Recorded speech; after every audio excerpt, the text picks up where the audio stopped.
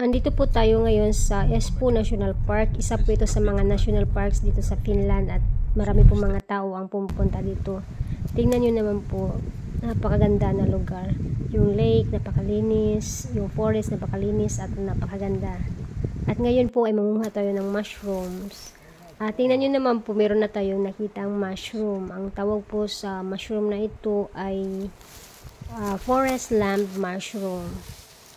Isa po ito sa mga wild mushroom na pwedeng kainin. Dito po kasi sa Finland, marami pong iba't ibang uri ng mushroom ang tumutubo sa forest. Yung iba ay nakakahilo at yung iba naman ay pwedeng kainin. At isa po ito sa mga mushrooms na favorite ko po. Lalo-lalo na yung maliliit. Dahil maliliit po ay malinis pa po katulad nito. Ang linis niya, di ba? At ito naman ay malaki siyang tignan pero pag kinuha mo, dalawa pala sila. Parang nasa medium size sila. At malinis naman tignan. So pwede pa to. Yung iba kasi pag malalaki na, hindi na po sila maganda tignan dahil marami na pong uod sa loob. At ito po yung kasama ko, yung asawa ko. At meron po kami dalang map. At ito rin po ay malaking tignan pero pag kinuha mo po ay dalawa pala sila. Ayan. Pero ayan, parang hindi na maganda tignan. Yan yung dalawa. Maganda pa tignan. At dito naman ay may tatlong maliliit na mushroom. At ang linis po nila at kukunin po natin to. Yan. Yung nasa kamay ng asawa ko ay pangitignan. Hindi natin kunin malalaki. At ito naman po ay ibang uri ng mushroom din po ito na pwedeng kainin. Ang tawag nito ay chanterelle. Mahilig ang mga Finnish dito. Favorite ito ng mga Finnish eh. Dalawa yung dala naming balde. Isa sa asawa ko. At syempre naman, meron din po akong dala na sariling balde. Yan. At meron din po kaming dalang extra na malalaking plastic bag. Dalawa po yung dala ko. Dahil baka may maraming tumutubo dito na mushroom. So, meron nga ang daming mushrooms. Ang tawag naman po sa mushroom na ito ay yellowfoot mushroom or winter mushroom. Ngayon po ay ang dami pong tumutubo na winter mushroom. Tingnan nyo, pag tinignan nyo sa Facebook, ang dami pong mga taong nagbibinta ng yellowfoot mushrooms dahil nga napakarami na ngayong mushrooms na tumutubo dito sa forest. Yan. Masarap din po itong kainin at ito pong klase ng mushroom na ito yung parang hindi po yung mga uod ayaw po nila dito dahil kahit malalaki na po yung mga mushroom na itong mushroom tumutubo ito na malaki din po pero kahit minsan po wala po akong nakitang isang uod na nasa loob. Hindi ko nga rin po alam kung bakit. Siguro sa uri ng mushroom na ito. Yung parang manipis ba? Hindi ko alam eh.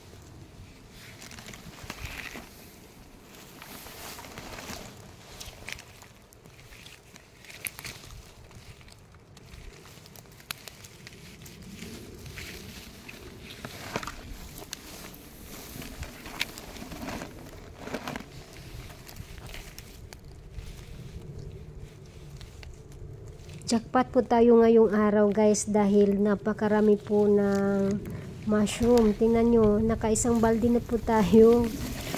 At ang sarap po ng mushroom na ito guys. Walang uod, malinis. Yan. Ang dami po talaga kahit saan ka. Yung parang hindi mo alam kung saan ka magsisimula dahil sa napakaraming tumutubong mushroom. Kahit saan ka nakatingin, ang dami po talaga. Jackpot po talaga tayo ngayon dahil napakarami po. Tingnan mo, isa na pong baldehan, puno na po. Buti na lang po talaga at may dala po tayong extra plastic bag. Dahil pag ganun ay wala po tayong extra plastic bag, yung parang ang hirap po umalis sa forest na alam mo marami pang mushroom, ganyan ba? Tingnan nyo naman po, napakarami. Grabe, super dami po talaga.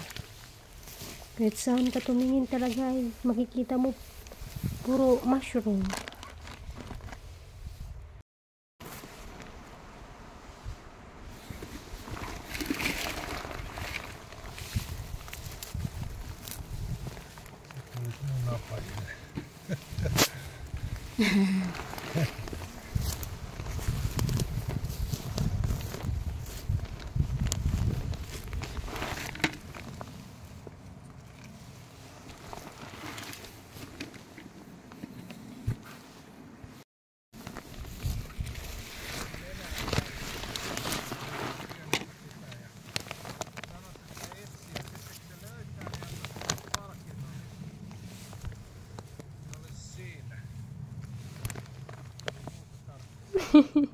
Yung asawa ko napakadaldal talaga, kahit malayo siya ay nagsasalita pa rin siya at wala naman po ako reply dahil yung utak ko po talaga ay nakafocus lang po talaga sa mushrooms.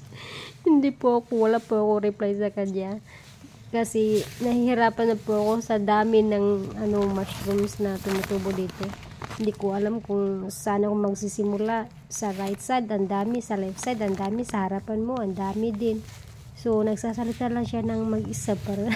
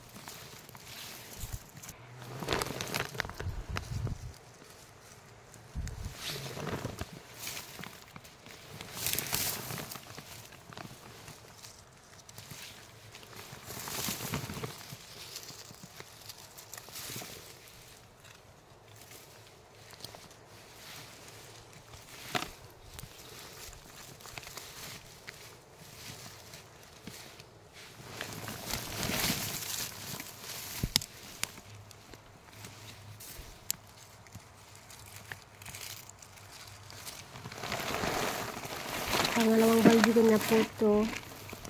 At ang dami pa rin pong mushrooms. Tingnan nyo.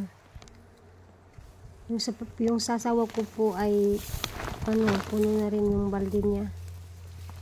Ilagay niya sa plastic. So, ang dami pa rin po. Ito, malalaki.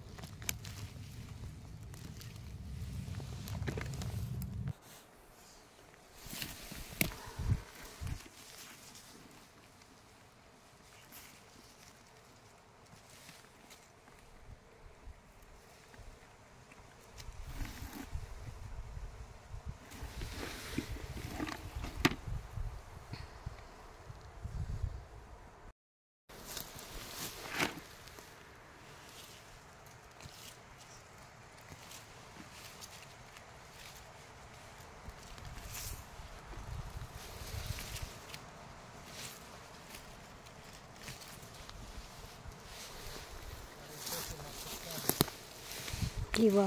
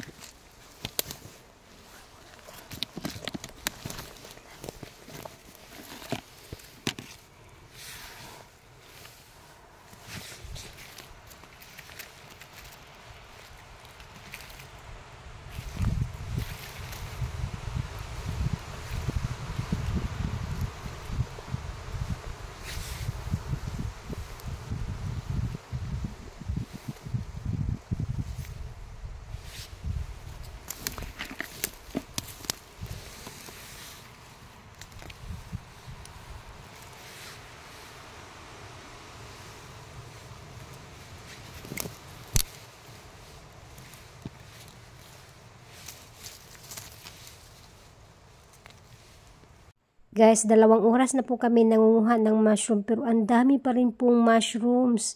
Yung asawa ko po ay gusto nang umuwi pero ako ayoko po pong umuwi kasi ang dami pa rin pong mushroom. Gusto ko po kunin lahat ng mushrooms dahil pag hindi ko po to nakuha, edi masisira lang po to, 'di ba? So tingnan niyo po, ang dami po talaga.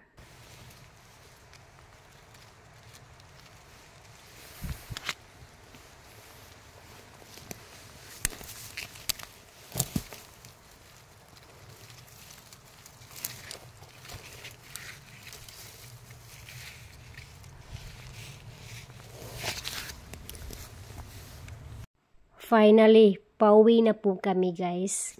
Pero habang pauwi na po kami ay ito po yung nakita ko po, ang daming mushrooms. So kailangan ko po itong kunin. Yung asawa ko gusto nang umuwi. Sinabihan ko na lang na iwan mo na lang ako dito dahil gusto ko po talaga itong kunin. Tingnan niyo naman po, ang dami. Yung mga dahon na nalalaglag, ang dami nila, 'di ba? Tapos yung tumutubo na mushroom, parang mga dahon din sila tingnan. Parang hirap sila makita, pero dahil sa dami po nila, so makikita po talaga na mga mushroom po talaga sila. So kinukuha ko po. Ayoko po talagang iwan to, no? Yung asawa ko, iniwan na ako, bahala ka dyan. Basta ako, kukunin ko po lahat ito. Dahil hindi ako makakatulog pag iniwan ko to. Dahil pag uwi ko ng bahay at hindi ko po na to nakuha, ay talagang hindi po talaga ako makakatulog nito. Kaya kukunin ko po kahit iiwan na po ako ng asawa ko. Yan, tingnan nyo, ang dami po. Ang dami, binilisan ko na. Yung iba dry po sila, yung iba naman ay nasobrahan ng tubig. Yan. Binilisan ko na yan. Dami oh. Grabe. Sobrang dami guys. Yan. Tingnan nyo, dami oh. Para lang sila mga dahon oh. Ang dami po talaga. Binilisan ko na po kasi uwi na po talaga kami. Pero gusto ko po talaga kunin lahat. Yan, meron pa. Yan. Ang bilis ah. Ang bilis oh. Dami ah. Napakarami po talaga.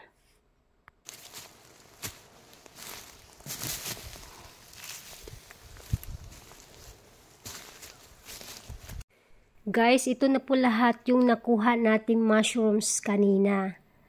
3 uri ng mushrooms yung nakuha natin. Ito yung chanterelle at ito naman yung yung yellowfoot or winter mushroom. At ito naman yung forest lamb. Masarap po lahat to. Ang dami po natin nakuha kanina. 2 oras lang po ito natin kinuha. Pero napakarami po talaga. Yan. At lilinisin lang po natin to. Kukunin yung ugat-ugat na maitim dahil hindi po yan maganda. So ayan po. Sana nagustuhan nyo po yung video natin ngayon guys. At salamat po sa nanonood ngayon. At see you next time. Bye bye.